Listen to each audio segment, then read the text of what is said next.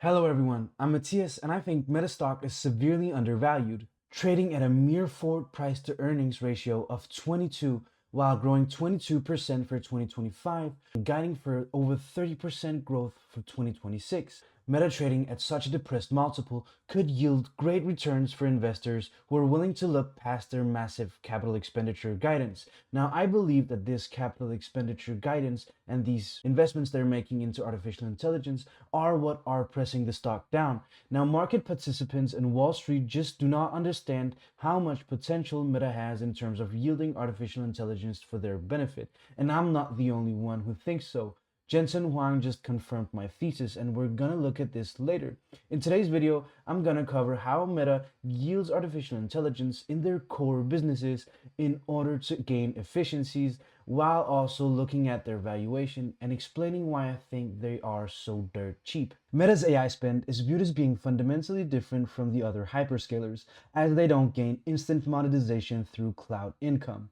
Thus, their ROIC situation is viewed as being different and difficult to understand at a first glance. However, when looking behind the surface of the $135 billion of capex they guided for, rising dramatically from last year's capex of $72 billion, it becomes increasingly clear that Meta might be one of the greatest plays on artificial intelligence that there is. In this video, I will explain why. I hold shares of Meta, with it being my third biggest position at 11.7%. I bought into this company when the market tossed it out the window towards the back end of 2025. I believe the market was wrong in assessing Meta and assessing their AI expenditures as being a new metaverse event, a huge misallocation of capital, because they don't have instant monetization and ROIC with cloud revenues, right? I saw something different though. I saw a company incrementally improving their core business, making ad targeting more precise, increasing click-through rates, and driving up interaction with their surfaces and ARPU, increasing users, price per ad impressions. I saw a free cash flow machine being misunderstood by the market due to high capital expenditures, disregarding the company ROIC, their free cash flow margins, and the overall growth of the company, let alone how much it gains from implementing artificial intelligence in the core business. I saw, as we can see here, the biggest billboard in the world being disregarded and tossed out the window due to high capital expenditures. As we head into this video, I would like to show you a clip of Jensen Huang speaking about Meta and how they yield the power of AI to improve their business. Nobody uses AI better than Meta. And so if you look at the way that they're using AI, AI went from a classical recommender system running on CPUs to now a generative AI agentic system that is making recommendations. Everything from the way social media works and the way they recommend ads and help advertisers create content has fundamentally been changed. And their earnings show it. And that's the reason why they're investing so hard. They see just a much larger future potential for it. And not just one company. This is going to affect AWS's shopping and the way they recommend goods. This is going to affect how Microsoft's enterprise software works. Every single company sees the same inflection point, and that's why everybody's leaning in so hard. So Jensen Huang says that no one does artificial intelligence better than Meta. Artificial intelligence fundamentally improves the recommender systems. It fundamentally improves the experience for the users on the app, making ad targeting and content targeting more precise. So today I'm going to use Meta's core business as the foundation for why I'm so bullish on the company.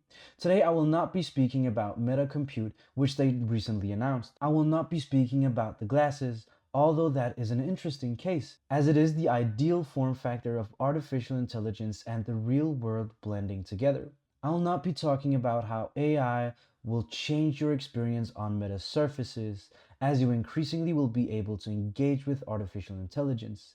Imagine speaking to David Goggins, with him telling you that you're a piece of shit for not going on a run. Imagine seeking investment advice from Warren Buffett, Charlie Munger, or Benjamin Graham, with Meta delivering more personalized, interactive feeds. All these things are amazing initiatives and high potential future income streams or fundamental improvements to user interfaces or the user experience. I will not be reinforcing Joseph Carlson's take on Meta buying their own independence. Although I agree with all these different takes, although I agree with all these different moonshots that Meta are doing as being high potential future income streams. In today's video, my thesis and my bull case is grounded in Meta's core business. So what Meta is today and how what Meta is today can be positively impacted by artificial intelligence. And in order to do that, we have to start out by assessing the value creation processes for Meta. So what are the things that drive the value creation up for Meta? What makes Meta's earnings and revenues go up over time? My statement is that Meta enhances the earning power of their core business, investing into artificial intelligence capabilities. This is a twofold issue: internal usage of compute to run A/B tests and to enhance placements and impressions, and also to improve their user experience. Meta's value is driven up in two different ways. Let's hear Susan Lee explain these two avenues for value creation for Meta. There are two primary factors that drive our revenue performance: our ability to deliver engaging experiences for our community and our effectiveness at monetizing that engagement over time. So as we heard, it is about Meta improving the content that they deliver on their surfaces and also improving the monetization that they can extract from that, right? And both of these fronts, we're seeing Meta improving drastically and dramatically. Now, as it relates to content and improving the content that they deliver to their audience, Mark Zuckerberg basically says that the ads are getting better at finding people. So they're better at tailoring the right ads and matching those with the right people. And this can be extrapolated also towards content as a whole. Let's hear what Mark Zuckerberg has to say about this from the recent earnings call.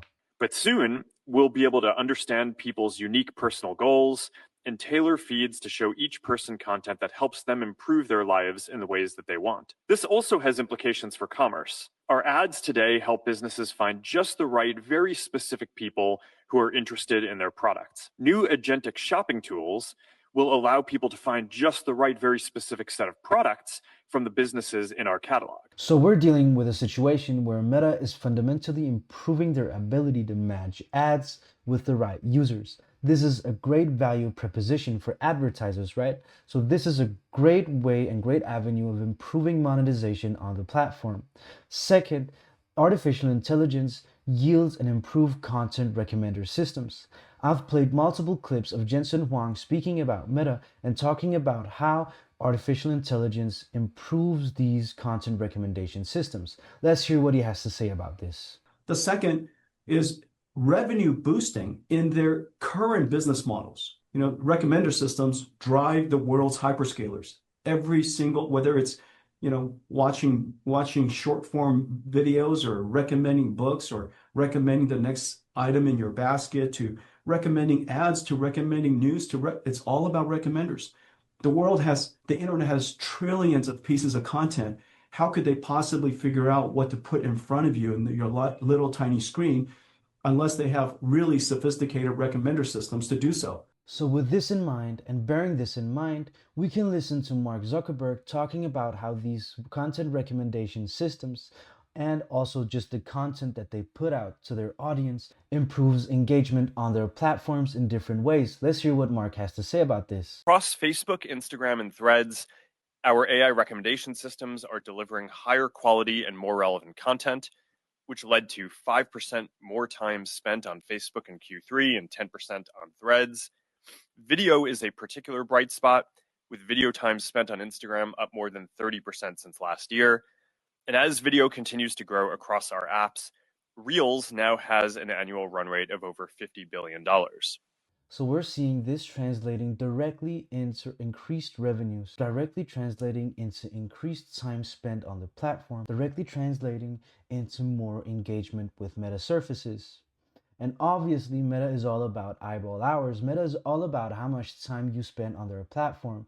How much more data can they gain from you? How much more data can they get and extract from you? And with the more data that they get, they're becoming increasingly able to match you with the right type of content, right? Now, I would like to just quickly, shortly mention that Meta are internally compute constrained. So this means that they do not have enough computing power to run the A/B test that they want to run. They do not have the computing power necessary to actually yield all the data that they have. Meta has such a huge and large proprietary data set that they can run A/B tests on, that they can run analysis on, that they can test different ad placements on, right? So they have so much knowledge that they are not able to yield because they do not have the compute to back that up, right? I've watched this very interesting interview of Mark Zuckerberg where he spoke about how they wanted to run these different A/B tests and they weren't able to run the test that they wanted to run because they were compute constrained. So with Meta being compute constrained internally, this means that they're not able to yield the full potential of the data that they have in their hands. Imagine how much this AI spent will improve their knowledge, their contextual awareness of their dataset, how much an increased compute capacity would actually yield in terms of them knowing and being aware of what their customers want, of what users want, of what users like, being better able to interpret user demands, being better able to interpret contextual cues, right? So they have the data available in order to do this and in order to understand this, but they do not have the compute. This is a very important point. Meta is internally compute constrained, similarly to Microsoft. So with them spending more on artificial intelligence, it enables them to unlock the knowledge necessary to better be able to tailor content. And they're very, very good right now at tailoring content, right? They're amazing at tailoring content. We just heard Mark speaking about engagement rising on their different surfaces, right? Imagine when they're better able to yield this contextual data and gain these insights. How much better the experience will be for the users. How much better they'll be able to match the right content with the right users. So this is what Jensen Huang said, right? It's all about recommendation systems. This is basically what compute does for Meta. It improves the number one value creation process, being able to match content with users, broadcasting better content to the individual user, tailored to that individual user's wants and needs. So with compute, they're fundamentally driving up this number one value creation process. Before we head into the next value creation process of them being able to monetize this, let's hear a clip of Mark Zuckerberg talking about how these investments will be able to improve their core business. Let's hear it from him. There are several major business opportunities that we're focused on. I think that one is just going to be improving the core products and accelerating the current business. I talked about that in terms of the connecting of the recommendation systems and the LLMs, which I think will both improve the quality of the organic experience and of advertising. We're going to see the generation of media improve the quality of content, which, coupled with the improvements in the recommendation systems, we expect to generally accelerate the quality and effectiveness of the core business, both for people who use it organically and for businesses. So I think that will. So there's so much potential in Meta's core businesses, but just the way that they can drive up value in their core business just already speaks to so much potential, right? And to so much untapped potential, so much potential that's not being seen and recognized by market participants. Market participants want instant ROIC. They want to be able to see just how much they gain and earn from their investments into artificial intelligence. My point is that this is not as visible, this is not as transparent as it is for Microsoft, Google, and Amazon, where they have direct instant monetization through the cloud. Meta's AI expenditure is something that's fundamentally different. It improves their contextual understanding on their platform, being better able to drive value creation up as they're better able to match content with users. Now, heading into the second part of these value creation processes, which is them being able to monetize this, it is clear and evident that Meta is able to increase their revenues, that Meta is able to increase their profitability over time. Now, growing 22% from 2024 to 2025 is no joke. This is not just a little bit, this is insane growth. They're able to grow at 22% while being compute constrained, right? So they're able to drive up value 22% year over year. Now, this is based on a multitude of different things and a multitude of different elements colliding and making for a beautiful symphony of profitability and things going right for this company. So first of all, I just showed you a picture of Meta being the biggest billboard in the world. They have some of the biggest and most popular platforms with the most user engagement based on a DAU and MAU basis, but also just their family of apps, daily active people, is insane. It is about 40% of the world population, with 3.58 billion people on their platform on a daily basis, up from last year, right? Also, we're seeing them being better able to increase revenue per person. So Meta is a ARPU story. It is based on revenue per user, right? And they're able to drive this up over time. Now, this is based on them being better able to match the users with the right advertisements. They're better able to understand the contextual cues of their users because they have such a large data set, which just is their moat, which is their competitive edge alongside their network effects, right? But with this contextual data that they have, they're just so much better able to match content with users, now still being compute constrained, so this could actually improve. So we're going to see this improve incrementally over time. Also, just looking at their ad impressions, so the ads that they deliver to the user is just going up. They're able to do this because ads are actually valid content. When ads are relevant, it is just a good piece of content and it enhances the user experience. Ads can be a great way of offering product discovery. Ads can be a great way of enlightening the customer, right? Of using and getting the customer better on board with different offerings, different things that interest them. And also just we're seeing the average price per ad going up. So we're seeing not only just the user base increasing, we're seeing the ad impressions increasing, and we're seeing the price per ad increasing. So this is a beautiful symphony of things that are going right, and they're able to monetize and extract more value because they give out more value.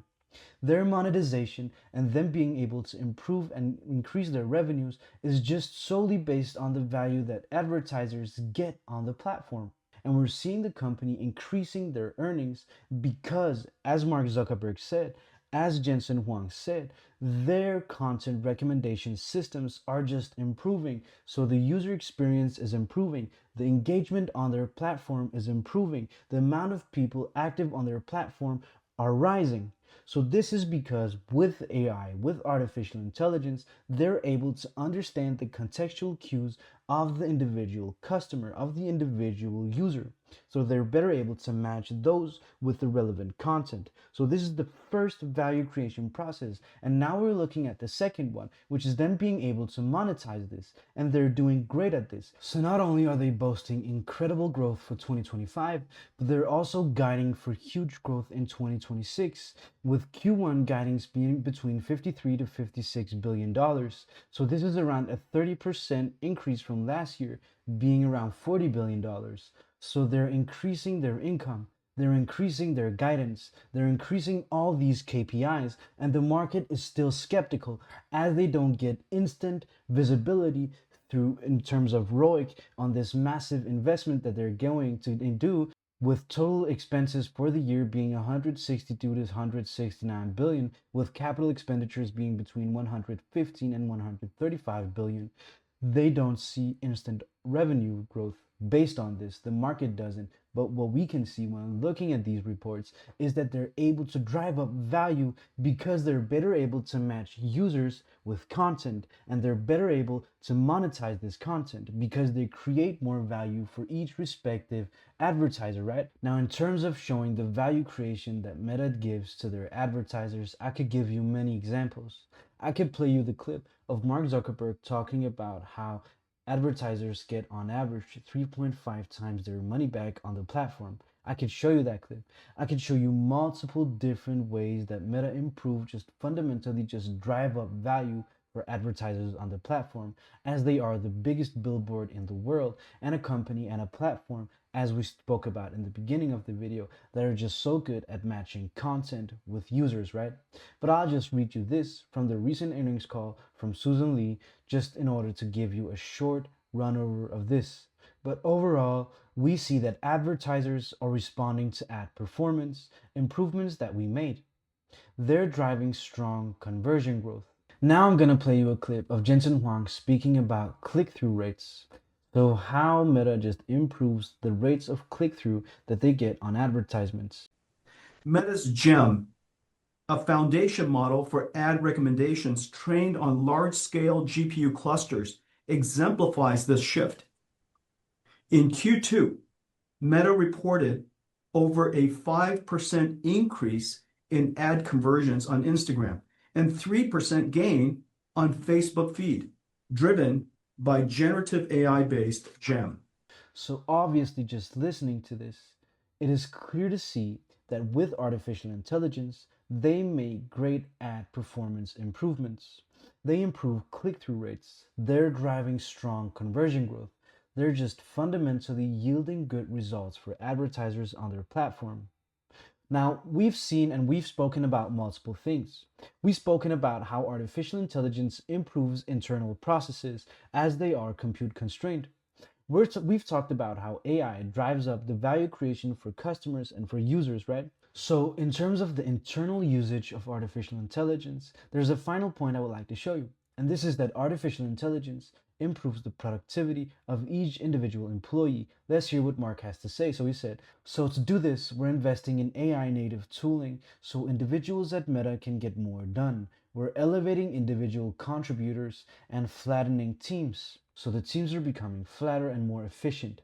We're starting to see projects that used to require big teams now be accomplished by a single very talented person. So this just fundamentally improves the productivity of Meta employees. Meta employees can get more done. They can get more data insight. They can yield better results on the A/B tests. They can do more with less. What Meta is right now is just a powerhouse becoming powered even further by artificial intelligence, growing faster as they increase their investments in artificial intelligence because it allows them to improve their value creation processes, as we've spoken about. Now, the final thing that I would like to get into is the valuation of Meta, because I think Meta is actually very, very cheap at the moment. It yields and offers a great value for investors who are not yet in the stock. Now, with that being said, this is not investment advice. This is not solicitation to buy, hold, or sell any securities. These are my opinions. I work for NewDeal Invest, and NewDeal Invest holds shares of Meta, but this content has not been approved by NewDeal Invest. This content has not been viewed by them. These are my own opinions and thoughts. Trying to value this company, putting an estimate on what is a fair price is a very difficult task as they're in a very capex heavy cycle, so their free cash flows aren't indicative of the company's earning power and what could be returned to you as a shareholder. As we see, their capital expenditures are increasing by the year, and this is also up further. In 2026, they've guided for over $130 billion of capital expenditures. So this is just going to keep improving, which is going to be a hit to their free cash flows in the short term, right? So we're seeing their free cash flow being quite inconsistent, but going up and to the right over time, with their free cash flow declining year over year from 2024 to 2025. But this is misleading. If you solely choose to look at this as what could be shared and passed back to you as an investor, you're going to be misled. So in these cycles of very heavy capital expenditures, their free cash flows will obviously take a hit in the short term. And in the short term, obviously, they are indicative of what could be passed back to you as an investor, but they aren't indicative of the company's earning power, which is what you over the long term will enjoy as a shareholder, right? So it's about for you as an investor to gauge, to look at, and to wonder if their capital expenditures creates value, and if it creates more value than it does if they wouldn't have invested, right? So in my case, and in my opinion, Meta is creating huge value, is creating huge asymmetrical value when investing in artificial intelligence. And throughout this video, I've proven my point. I've shown why this is the case, looking at these two core value creation processes for Meta and talking about how artificial intelligence just improves these, which is also why doing DCF modeling makes little sense. You get more and gain more from thinking about, do they create value from their capex investments, right? And I think they do so. All right, so in terms of doing this DCF model, I've done some financial engineering in order to sort of gauge what their true earning potential could be and what could be distributed back to investors if they did not do all these heavy investments into artificial intelligence. So I've taken their net income and subtracting depreciation and amortization as some sort of operating costs, right? So what does it cost for them to run their data centers and all these different things? I've subtracted stock-based compensation of $20.4 billion, going back to DNA was $18.6 billion for 2025. And then I subtracted stock-based compensation of 20.4 billion, and also I've subtracted their interest income of 2.1 billion to sort of just get earnings from operations, right? So this takes me to $74.8 billion of a potential free cash flow owner earnings that could be distributed back if they had not invested so heavily into artificial intelligence. So with this in mind, with the current share price of around $660, the company has priced in around 11 to 12% compounded free cash flow growth over the next 10 years.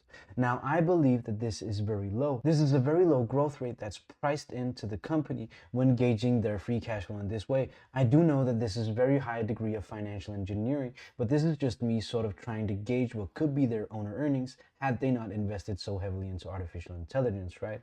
This lands me at a very low and very conservative price and growth rate for Meta. Now, I've also had a terminal growth rate of 0%.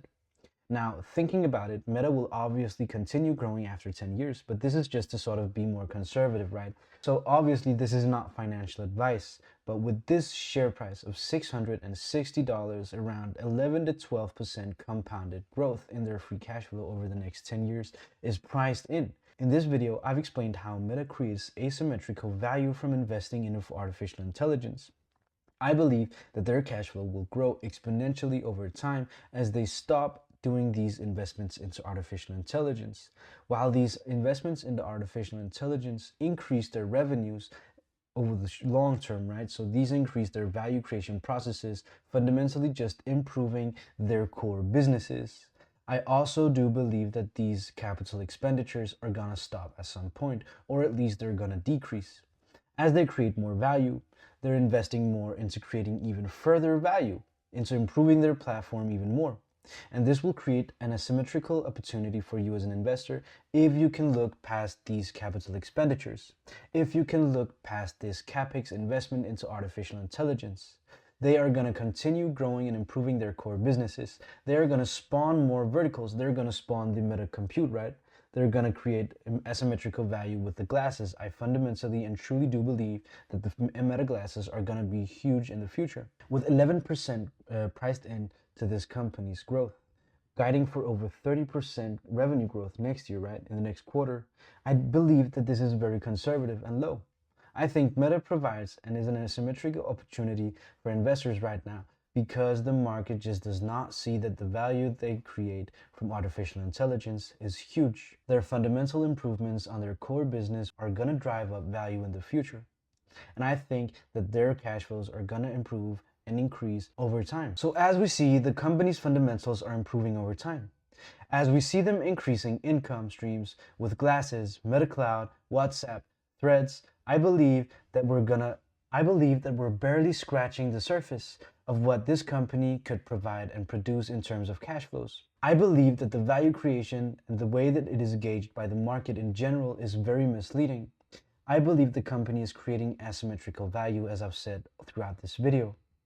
It is all about assessing how much value the company produces with their capital expenditures, and I believe that they will create asymmetric value. In this video, I've explained why, and I've explained why this company fundamentally improves by implementing and increasing their artificial intelligence expenditures. I believe this company will improve by improving the content they can match for their users and improving the advertisement click-through rates, the advertisement precision, and the advertisement success for customers. Now, obviously, this isn't financial advice. These are my opinions, and I hope that you do not take this as some sort of solicitation to buy, sell, or hold any securities. And in this video, I've provided my thesis for Meta's core business in the future and how artificial intelligence will yield exponential returns over the future. I hope you've appreciated this video, and I would like to hear your thoughts in the comments below. Now, like, subscribe to my channel, and I would greatly appreciate it. Thank you for watching. Bye.